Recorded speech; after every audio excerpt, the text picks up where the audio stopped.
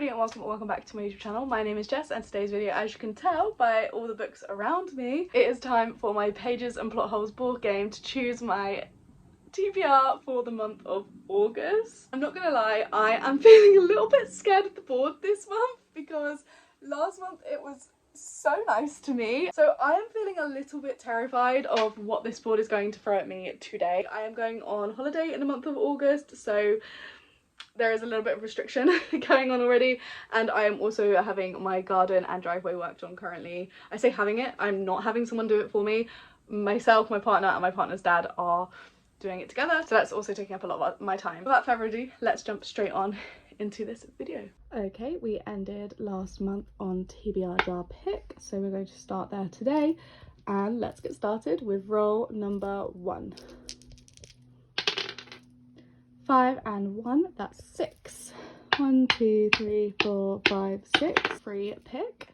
Roll number 1 gave me a free pick. I'm wondering if I should not be too scared of the board game this month, but we shall see. This is a very easy one for me this month. Normally I'm like stubbed and I'm really thinking about what do I want to add to my TBR. However, this month I do know for certain the book that is going to go on for my free pick is going to be Daybreak by Autumn Woods. Me and my best friend are going to be starting this on Sunday, so we are very close to starting this already.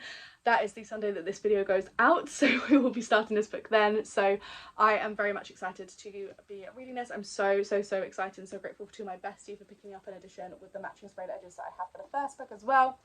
I adored Nightshade and I was not expecting much when I read Nightshade. It was something that I picked up and me and my bestie read it together, and it was something that we both picked up. We weren't expecting lots from it, but we both ended up absolutely loving it. So we're both very excited to pick up Daybreak and we're very much excited to start reading it together. Follow our female main character Ophelia, who has just lost her parents, and her parents worked at this prestigious university. It's called Sorrowsong University. Suspense romance, which is really good. I think it's really well written and I absolutely loved the first book, and I can't even talk in complete sentences about the first book because I loved it that much, and I'm so excited to be reading Daybreak soon. This is a no-brainer. This will be the first book on my August TBR. Roll number 2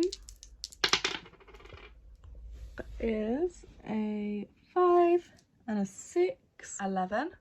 1, 2, 3, 4, 5, 6, 7, 8, 9, 10, 11. Fantasy romance. Roll number 2 gave me a fantasy romance prompt. I love me a fantasy or fantasy romance book. These kind of castle backgrounds can mean fantasy romance or fantasy depending on my mood. My mood for sure at the moment is a fantasy romance, and I've got one that will finish out a series for me, which makes me very excited, and I'm very much feeling like I'm ready to jump back into this world. Now, the first book in the series I read as part of a 24-hour reading challenge, which I will link up in the card. That is The Dragon Waits with Thunder by KX Song. Now, I liked the first book, but I wish there was a little bit more depth, and I think that we're going to be getting that little bit more of depth in this second book. I've actually heard a couple of people speak about this now, and a couple of people say this is better than the first book, and I'm very much excited to pick it up. I liked the first book quite a lot. Like, the plot and the storytelling was great. I just want a bit more depth with the magic, and I feel as though we're going to get that with this second book, so I'm very much excited to pick this up. And I just keep on having this urge to just reach for this book recently, so I feel like it's a good time to pop it on my TBR. The first book in this duology is The Dragon Wakes with Fire, and it kind of is like a Mulan retelling where we follow a female main character who is basically about to get married off by her father to an abusive male, and she witnesses this male harming a younger female who was actually of the same age of her or younger than her, and the male that she's going to be betrothed to is actually older than her by a significant amount, and she decides after watching him abuse this woman that she actually is not going to allow herself to go through this, and she decides instead to disguise herself as a male and join the male only army, and we follow her journey from there as she trains in the army to become one of the best. It very much aligns with the Mulan story, and I had actually not watched Mulan until after I read the first book, and I have a literal obsession with the Mulan movie now, so I am very excited to jump back into this, and I do think that watching Mulan has very much helped me be really invested in how this story ends. Number 3, 6 and 5, 11 again. 1, 2, 3, 4, 5, 6, 7, 8. special edition. Roll number 3 landed us on special edition. Now I did bring some hardbacks from my shelves downstairs upstairs with me, which I always do every month. I brought quite a few, but actually sadly quite a few of them are not special editions. These are like not special editions of these books, so these 3 are automatically not making it right now. But I do have 2 others that I brought up with me. I brought up The Winged Game, which is not my favourite special edition from Verily, if I'm honest. I was actually very disappointed in this, but this is by Sophie Kim, who is the author of The God and the Gumiho and The God and the Gwishin, and that is one of my like favourite duologies. And the other special edition that I brought with me is Graceless Heart. This one I've just been looking at recently. For some reason, it's not really within my comfort zone genre, but I've just been recently like just keep looking at it and thinking I might give that a go sometime soon. What I really want to do is I want to put this on, The Winged Game by Sophie Kim, because I absolutely love The God and the Gwishin and The God and the Gumiho, and I just want to read everything by this author. So I'm going to be putting this straight on the TBR. Let me read you the synopsis so I don't mess it up, because it's a newer book to my collection. Literally it was the July 2026 adult Verily book. I don't know so much about it, but I'm just excited because of who the author is. A chance at redemption in the hands of her rival. Curry Wicket is a violent rugby-esque game played atop winged beasts. It was once Talisa Cho's whole life. She was considered her country's most promising player until her nemesis, rival player Keon Locke, destroyed her career. She was expelled from the sport in a disgrace. No team would take her, and Tassia had spent the last 2 years thinking of nothing but revenge, until a chance to redeem herself and her career presents itself, offered by the very man who ruined everything in the first place. The catch? To garner publicity and keep Tassia as the team's secret weapon, she and Keon are forced into a fake relationship. But Tassia and Keon only have 2 things in common: their love of the game and their undying hatred of each other. Yet, as a mysterious illness befalls the winged creatures of the League, they are forced to work together to save their team. With sabotage afoot, Tassia and Keon find themselves prepared for anything except the fact that their fake for the camera's relationship might be something real after all. It's very different from The God and the Gwishin, but one thing about Sophie Kim is the way she writes chemistry, and the way she gets that slow burn going is just chef's kiss. So I have every hope in her and her writing abilities to be able to make me absolutely compelled. Roll number 4. 3 and 1, which is 4. 1, 2, 3, 4. Free pick. Roll number 4 got me another free pick. Maybe the TBR Game does not want to be mean to me. The thing is, this is now the time where I'm kind of sat here like, free pick, where do I look? What do I look at? There's 2 books that I really want to get on. I'm just really in the mood to read at the moment, which are very different from what I've been reading this year so far. And they are 2 new ones to my collection. So I am contemplating, I'm just debating between the 2. I'm going to put A Match Made in Hell by Charlotte Igham on my TBR. Now this is one of those new books that I was talking about that you may see today. And this is just I feel like it's going to be more of a like romantic comedy. It kind of gave me Caramel Scalco vibes when I was reading the synopsis online. It's from my recent Waterstones haul, which you guys will again see in a reading vlog coming up in August. And basically we follow a woman called Willow, and she is meant to be figuring out her life, but she actually gets in a freak accident and ends up waking up in hell. Now in hell she decides to strike a bargain with one of the devils, and the deal that she makes is that she must complete 7 tasks and avoid the 7 sins, and if she does that she will earn her ticket back to the living.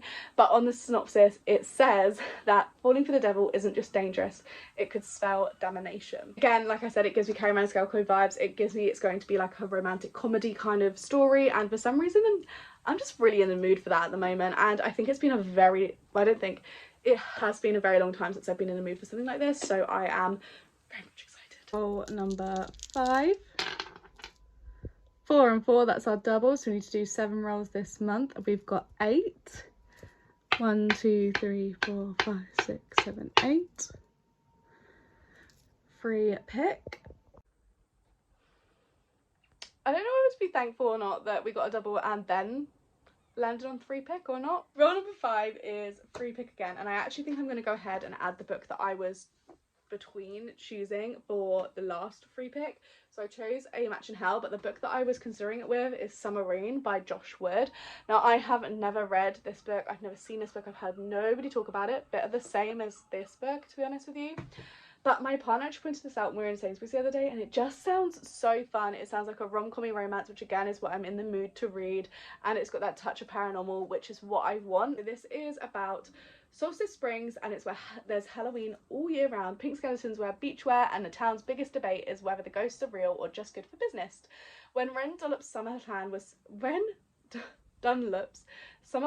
simple: hide from the viral infirmary, drink rosé by the lake, and avoid all men forever. Too bad her grandmother, part-time witch and full-time mayor, had other ideas. Now Wren's teaching dance for the Summerween Spectacular in a studio that might be haunted, and trying very hard not to notice the mysterious new guy in town, Dane Trafford.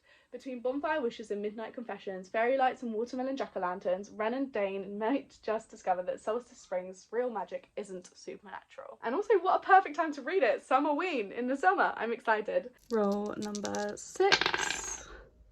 Oh, another double, so we've got to roll 8 rolls this month. 1, 2, 3, 4, 5, 6. Oops, and down we go. 2 books I'm avoiding. I told you guys, I have a fear of this happening to me. I found the tub. Now, you all might be thinking, Jess, why on earth do you have the TBR jar pot in your hand? And I didn't really explain myself very well, but basically I decided, instead of having a look through my trolleys and finding things that I wasn't really that confident to read, I was just going to let fate take its way and choose and decide which book I'm going to be reading. And if it was a book that I was relatively excited for, then I wouldn't choose it from the jar. So basically I am going to use the jar for the TBR that chooses any random book that's on my physical TBR, and then basically, depending on if I was excited or not, choose that book, because there's quite a lot of books that I have been avoiding, if I'm being completely honest, and it just seemed like the best way to do this, and also the fairest way. Let's get to it. I'll let you guys see first. Wait, I can't read that. Next.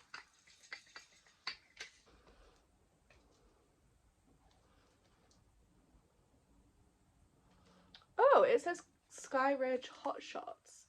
Those are, I believe, these ones. Okay. I will say my interest in these have dwindled because I've read a type of story, not the same at all, but a type of story, not enjoyed them as much. That was the Bourbon and Whiskey series. Like, I didn't love that, and that's why my interest in this one has gone down. So looks like we're going with Fight by Sloane St. James. It's one that's not going to take too long, and I don't feel like the most intimidated by it, but I'm just like avoiding it. Does that make sense? Because similar books that were recommended to me I haven't enjoyed, so that's why I've been avoiding it. But my elder sister has read this series and she did love it, so I trust her. Fight by Sloane St. James then. This is, I believe it's a firefighter romance, but it's also got like darker things going on in the men's lives. Roll number 7, and I'm really hoping for no more doubles now. And she gets one. Double 6 is 12, and we will now be doing 9 rolls this month. 1, 2, 3, 4.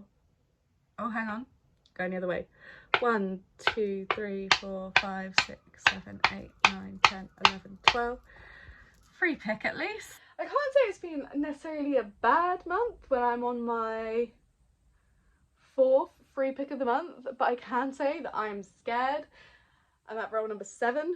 How many more doubles can we get? I need to start thinking more before I press the camera, like to start. Oh my gosh! That is so bad, guys. This is so bad. I was so close to buying this book because I thought it wasn't on my TBR, because I keep hearing one of my favourite booktubers that I really trust talk about this series and this author's writing. I almost brought this in my recent Waterstones haul. That is so bad. I completely forgot I owned it. Guys, that's really bad. I've never done that before. Oh, look at the character art. I got really excited seeing this on my TBR that I'm not even going to look at another one. I'm just going to listen to my intuition and put this on, because I almost brought this, and I was thinking about how when I'm out on Sunday I want to make sure I go to the works to see if they have this book, because I keep hearing people talk about it. So That is really funny. We have, once I vowed that if I met a member of the Atano family, I'd kill them. Instead, I married one. Welcome to Lynch Haven, where magic smoke and steam swirl in the streets and monsters hide in the dark. Once I was the most powerful heiress in this city. Then the Antinous killed my father and left my family's business empire in ruins. When the man who destroyed my world offers to pay our debts in exchange for my hand in marriage, I have no choice but to accept. Nikolai Antano is everything I was raised to hate. Arrogant, heartless, and devastatingly handsome, he leads a group of criminals with lethal magical abilities. I know I can't trust him, but as we plunge into an underworld of blood and enchantment, I can't deny the attraction drawing me to Nikolai, or the thriving power I feel whenever he's around. Can I escape this marriage before the most dangerous man in the city steals my heart? Sounds like mafia romance meets fantasy romance in like the best way. And like I said, I really trust the people that I've been hearing rave about this. So I'm sat ready for this first book. Roll number 8. Thank goodness it's not another double. 4 and 1. 5. 1, 2, 3, 4, 5. A plot hole again! Oh my goodness. Down to books I'm avoiding yet again. Guys, I don't want to do another one that I'm avoiding. I will let you guys see first. What does it say? Road trip with a vampire? Okay, fine. I'm not really that scared of this. I just haven't been in the mood for it for a while. Two souls, one unfortunable journey, a love story that is good to the last drop. Zelda Watson is finally living her best life, far from her magical, chaotic past. But when Peter Elliot, a devastatingly handsome vampire with memory loss, shows up, her cozy world is turned upside down, especially since he's got the brooding look she's a total sucker for. Peter is determined to unlock his forgotten memories, but the key lies thousands of miles away in Indiana.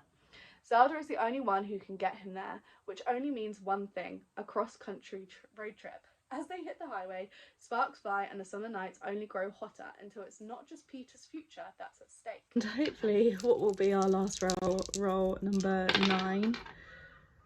4 and 5, which is 9. 1, 2, 3, 4, 5, 6, 7, 8, 9. Fantasy romance. Goodness, I am so glad that was the last roll. Roll number 9 landed us on fantasy romance. Give me a second. I'm gonna have a little browse of my trolley, of my shelves, and just have like a proper little look and see what I'm feeling. I don't know what to do. I'm between two books that have very similar kind of premises. So I'm between Shield of Sparrows by Debbie Perry, which I have started before, and I've also got Bride of the Shadow King that I'm stuck between. Now I feel more inclined to read Bride of the Shadow King because I know it's going to be faster paced, it's a YA, it's going to be easier to read. But then Shield of Sparrows I've heard phenomenal things about, and again it's one of those books recently that I kept kind of going back to. But the thing that's putting me off is how thick it is, if I'm being completely honest with you. I'm going to do it. I'm going to put Bride of the Shadow King by Sylvia Mercedes onto the TBR. This is going to be the 9th and final book of the TBR. This basically follows a shunned princess and a reluctant king. So we've got a marriage that could save both their kingdoms but destroy their hearts. Though she is the eldest daughter, Princess Farinine lives in the background, shunned from her court and kept out of sight. Her chronic illness makes her a liability to the crown, and she has learned to give place to her beautiful favoured younger sister in all things. When a handsome and enigmatic Shadow King comes seeking a bride, Farinine is not surprised that her sister is his choice. Though no eager to take a human bride, King Vor is willing to do what is necessary for the sake of his people. When he meets the lively Princess Isabel, he quickly agrees to a marriage agreement. So why can't he get the haunting eyes of her older sister out of his mind? I've heard phenomenal things about this series, and again, this is one that I've wanted to read for 2 years, and I just recently got the first book, so this is very exciting for me. And I think, you know, I've managed to squeeze quite a few books on here that are quite new to my collection, and that's really good because it means I'm going to be reading them in the height of my excitement for them. Because although we have 9 books, we have quite a few that are kind of romances, and I tend to read romances in about 2 sittings if I'm in the mood for them. So I'm not too concerned about like the length of the books. Oh my goodness, look at the variety of sprayed edges. but I'm more concerned about like the volume of amount of books and like have I got enough of each genre. I don't know. I do think I'm about to tread into my romance reading era for the first time this year, so I feel like that could be really good and productive for the amount of romances on this list. So here is the final TBR stack for the month of August. I am very excited about a lot of these. I'm nervous for some, but I'm also very happy that we've got quite a lot of really like average length books and not too many chunkers in here. That wasn't too scary. Does that mean that I want 9 rolls every month? Absolutely not, but it could have been so much worse, honestly. That is everything for my August TBR video. I hope you guys enjoyed. If you did, please leave a like and subscribe to the channel if you're new around here. But let's see more of this from me, and I'll catch you guys all in my next one. Bye.